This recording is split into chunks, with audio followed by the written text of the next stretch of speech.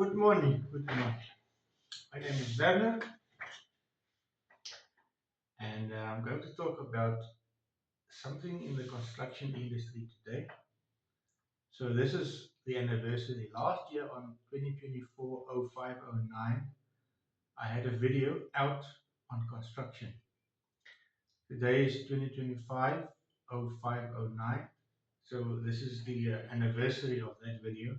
It's a follow-up on that video. And first of all, I do not have any qualifications in this industry. So what I say is my opinion and basically questions. I'm going to use two examples of how people would ask questions. Um, I'm going to use the example of the nuclear industry, where people have questions, they raise issues, and let's take another one, vaccines, for instance, where people have questions and legitimate questions. So, as all of us are not qualified in the nuclear industry or the vaccine industry or the building industry, what type of questions are we allowed to ask? Where will we get the answers from?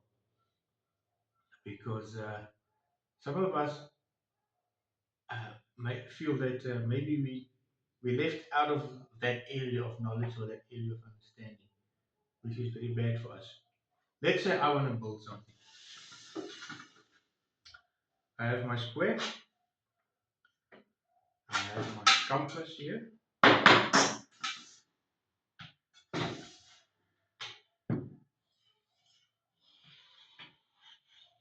my compass, my square, my measuring tape, my level, dumping level, and trowel. I'm ready. I want to build. So my questions as a layman would be, can I go ahead? Can I start? I want to build. I think I know enough about building so that I can build something. Would they shoot me down to say, what are your qualifications? What do you know about this? Do you have any knowledge about this? Well, let's say I want to build the dance floor. So I decided that I like music, I like dancing. Here's my foundation for my dance floor. It's just a square. It's a square, top of the ground, level, made of brick and cement. The bricks are outside here, and the cement are inside here. And there's my design. Obviously, there'll be walls and a roof because it's a. And there's my dance floor. So, what do I know about the regulations? Let's say the regulations is such that you have to dig inside the ground 60 centimeter with something at the bottom, maybe a bit of cement, and then you put your bricks this way. So this will be underground. This, and this will be underground. And this part here is the floor. They call this the foundation. So what if I decide, no, I don't want to go inside the ground. I just want to stay on top of the ground. And this is what I want. This is my foundation. I'll make it thick enough. I'll make it 600 millimeter if you wish. And then I just build on top of it. Because by the way, when you build, they use dam seal on top of the. So you build your wall on top of this. Now, basically, the wall just stands on top of the foundation. It's not joined per se. Now, what are the implications if I make an application and say I want to build? Will they ask me where's your drawing? Will they come and inspect and say, Have you dug 600 millimeter into the ground? Will I run into under-regulation or over-regulation to say, yes, we want it this way, but not this way? What if I ask why? What if I say, challenge and say, what is the difference between uh, building a complete foundation, 600, on top of the soil, on top of the ground, and then build, instead of laying the foundation inside the ground, where this part is under the ground and this is the floor on top. What is the difference? Why can't I do this?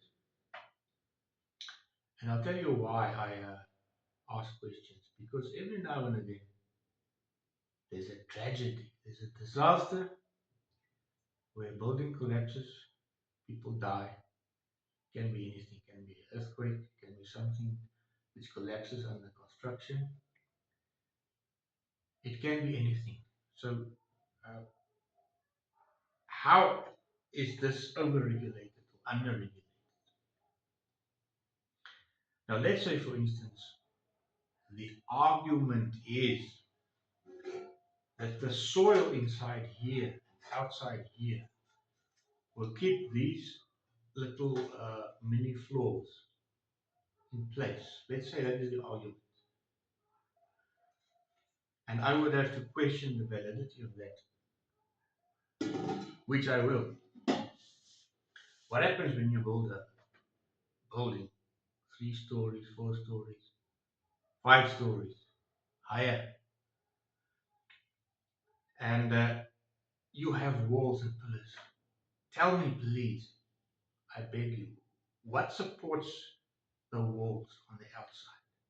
There's air flowing around the wall, there's air flowing around the pillars.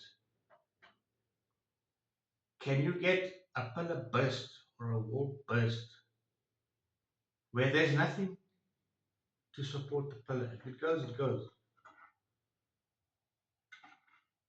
It snaps like a gunshot and then everything comes down. It doesn't happen in the foundation. It happens level 1, 2, 3, 4, 5. And then it all comes down. You can't even see it because it happens so fast. Within 1 second, the building is gone flat. Within 1 second, 2 seconds, maybe. I spoke about this last year on 2024-05-09, where I mentioned that some of the protruding um, swimming pools are a problem to me. I see a possibility of a problem. And I mentioned that I would like to see the calculations for that. You know what happened recently? There was an earthquake and the water spilled on top of the people down there. It was an earthquake. People were walking there and the water came down several stories, fell on the road. So that can cause an injury. I wouldn't be surprised if it did. It can cause a severe injury. And I saw a building also, two buildings where the pool was joined between the two buildings. Basically, the pool was suspended in the air. And as the buildings were shaking, the pool came apart. Parts of it came apart. And the water also came down. So, what if people are there down there and that water comes down on you? To me, it seems to be a type of regulation I don't understand. Um, Now, how it works in life is very strange because who are allowed to ask questions? Who are allowed to say, this is public interest? This water can fall on my head as I'm walking there. I need to ask questions because it's public interest. It's my interest. It's the interest of my family, my loved ones, whoever's with me, friends, colleagues, anybody. It can happen to anybody. So what is the public interest there? How can I say I need to know more about this? I have a question. Let's use the example I've already said. I'm going to use the nuclear industry as an example of where public participation comes in a very brief window frame, and sometimes it gets postponed, sometimes not. And they say, this is it. We have all the input. This one says yes, this one says no. This one says I have an issue, this one says there's no issue. My question is the person who's in charge of this. What does he know about that? What does he know about nuclear safety? What does he know? The person in charge of building regulations, what does he know about foundations, about uh, the load on a pillar, the load on a deck? What does he know? When the nuclear industry came up in South Africa a few years ago, there was almost a green light on it, almost. You know what happened? They took them to court. They had to lay the case in court and find out there's something about insurance. Um, let's use another example. If a ship gets stuck in the Suez Canal, for instance, you gotta have insurance. So if you hold people up in the Suez Canal and they can't do business and the ships are standing, the deliveries are late, the containers are not being delivered, then there are implications, ramifications for many people. So that's why I say public interest is involved, whereby you have to ask, how is this going to affect other people? Interestingly, that case has to be brought to court, and the court had to hear the case, and the judge could make a decision. So, what did that judge know about the case? That judge knew about the case when someone came forward as a prosecutor and said, "This is what I know, this is what I have, this is what I can tell you." There's no insurance on this. Give an example of something. Then the case gets kicked out. The nuclear case gets kicked out. But my question is, in the first place, when this thing was announced, what did that person know about this, about nuclear safety? What did he know? What did the president at that time know about it? What did he know? Does he know anything about nuclear and its safety and how to make everybody safe from the get go until 40, 50, 60 years later? Now let's use another example. Let's use the vaccination example. Some of us, including myself, had questions from the get go. When we heard this, we asked, what are the side effects? There's a pandemic. This thing is fit for purpose, they say. But the question is, what are the side effects? Did the people who were promoting this tell you about the side effects?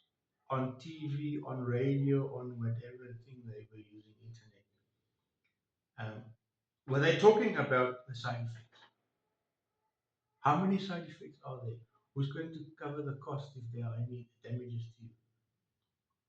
In other words, when is something in the space of public interest, and when is it in the space of whistleblower? When are you a whistleblower, or when are you just entitled to know something? When are you entitled to say someone is withholding information from me, and I don't like it?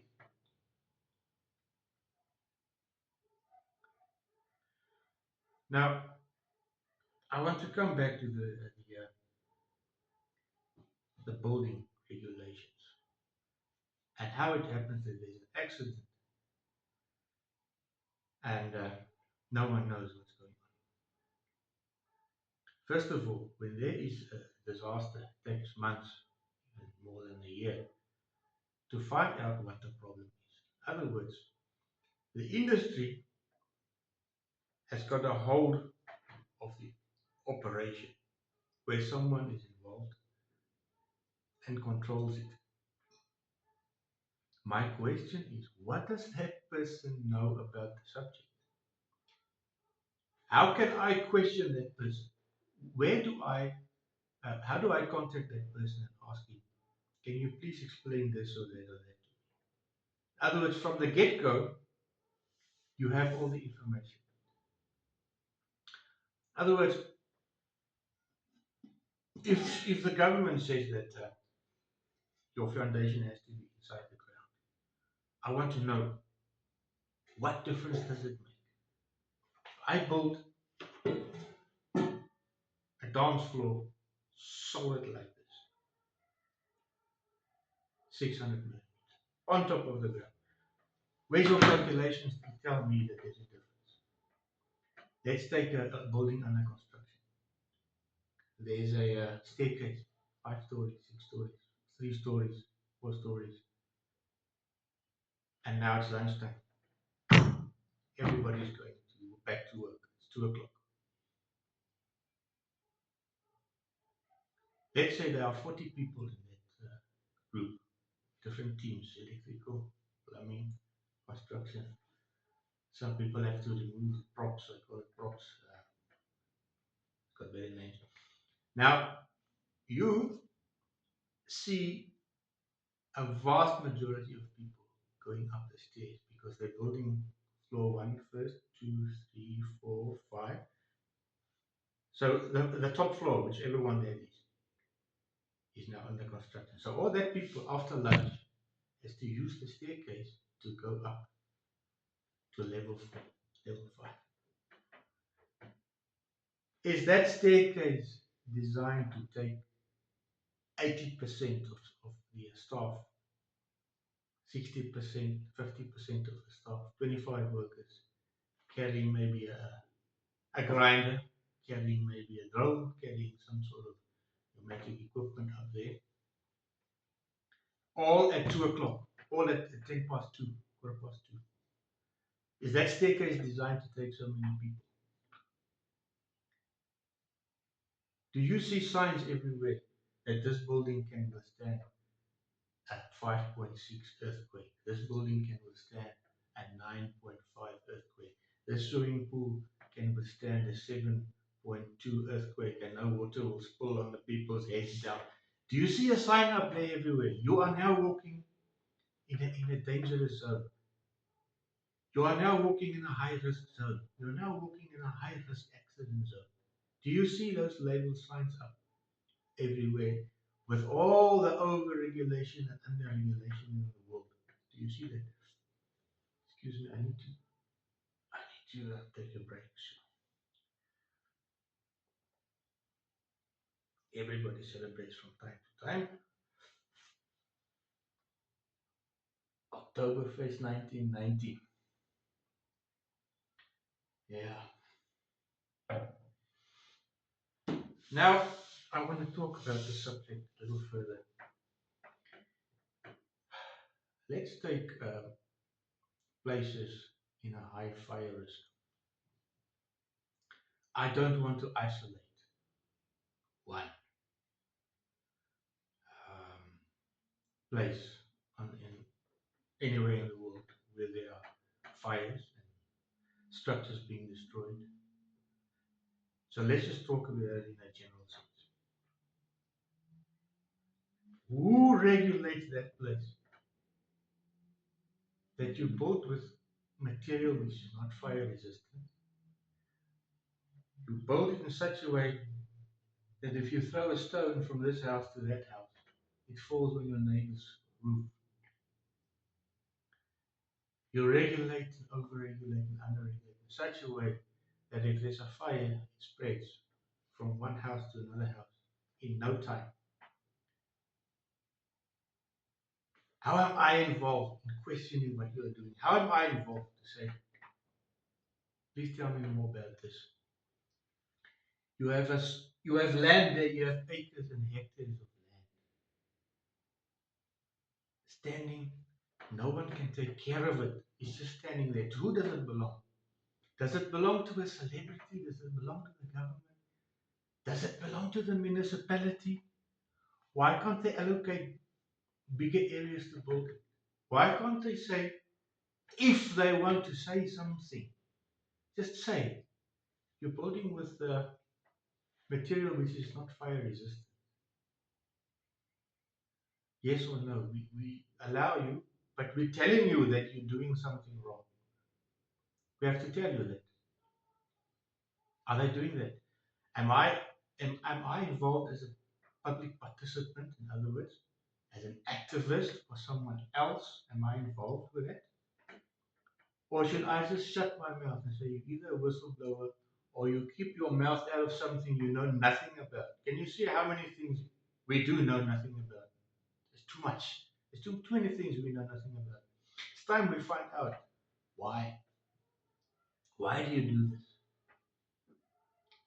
And then maybe there's one person who's homeless and the national TV put him or her on and say, there's the GoFundMe, and they give her money.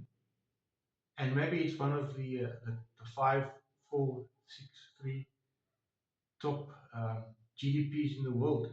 Maybe they're one of the best, um, they have the best income in the world. So it's not a problem to these people who suffer because they can rebuild, right? And maybe that person gets money because of the GoFundMe. I would like to celebrate with that person. Good for her or him. But what about the rest? What about if you or I are next? You can be next in a building collapse. You can be next in a nuclear disaster. You can be next as a vaccine injury. You can be next. Who knows? Because the time when you ask questions, you don't know who's going to answer them. Where must I take my questions to? To ask you, are you sure you know what you're doing or what you're talking about? Or you don't have a clue? So this is all I have to say. Thank you very much.